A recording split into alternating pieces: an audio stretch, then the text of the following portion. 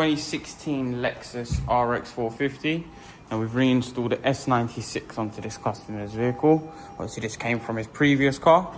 So with this system, obviously he has one tag and the key. So if we lock, it will give us one beep. Unlock will be 2 beeps. Now if we arm the system with the tag, so that way I can show you it working. If we open the vehicle door now, bonnet, boot, etc., it will trigger the alarm. Now, once the alarm is triggered, we're going to get flashing of the lights, the siren tone, and we can also try to start the vehicle here. Obviously, right now, it will be calling the customer, obviously to let the customer know that there's an attempted theft on the vehicle with the door open, ignition on, etc., whichever the status of the vehicle is. If we turn the system off by unlocking the system, once we have the system unlocked, we can simply start the car as normal and it will work and operate as normal as well. Obviously with this, if we switch it off, we can trigger the alarm by the ignition as well.